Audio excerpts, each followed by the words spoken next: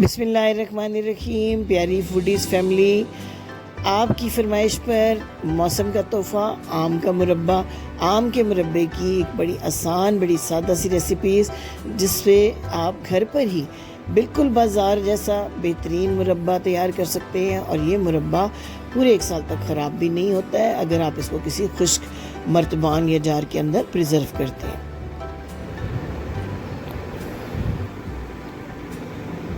1.5 kilo ये कच्चा आम है मेरे पास, कच्ची कैरी है। इसको अच्छी तरह धोकर कपड़े से खुश्क करने के बाद इसके छिलके उतारें, और छिलके उतारने के बाद इसको इस तरह बड़े बड़े लंबे पीसेस में कट कर लें। अगर कोई डैमेज पार्ट आता है कैरी का अंदर से तो उसको अलग कर लें। जो बारीक गुठली है उसको भी आपने बिल्कुल अच्छी तरह से अलग कर लेना है। तमाम जो ये 1.5 किलो कैरी थी, इसके छिलके, इसकी गुठलियाँ अलग करने के बाद मेरे पास वज़न में ये तकरीबन 1 केजी कैरी जो है बच गई है। इस कैरी के देखिए मैंने इस तरह से लंबाई में टुकड़े कर लिए हुए हैं। कच्ची कैरी है। कलमी आम आपने लेना है।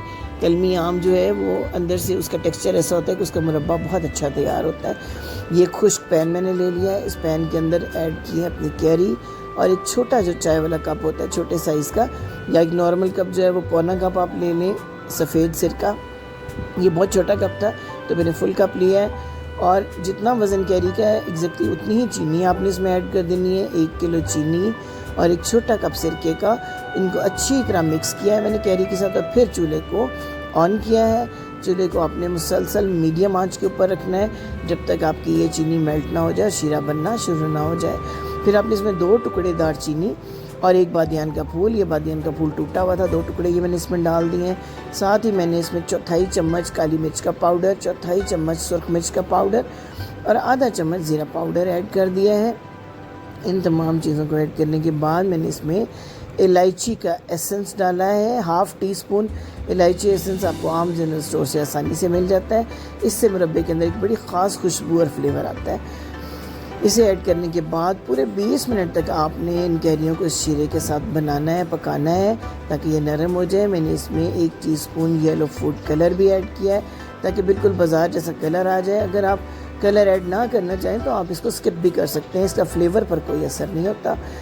20 मिनट तक आपने पकाना है बग़ैर ढाँपे।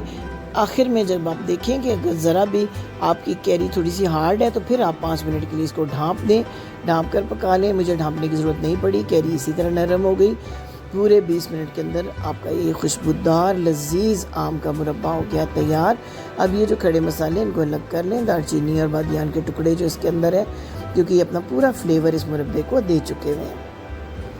बड़ी ज़बरदस्त सी आपकी एक बड़ी हेल्दी स्वीट डिश जिसको आप प्रिजर्व करके 1 साल तक रख सकते हैं। किसी खुश्क चीनी के जार में या जो शीशे का जार है उसके अंदर आप इसको रख सकते हैं। जब भी निकालें खुश्क चम्मच के साथ इसको निकालें।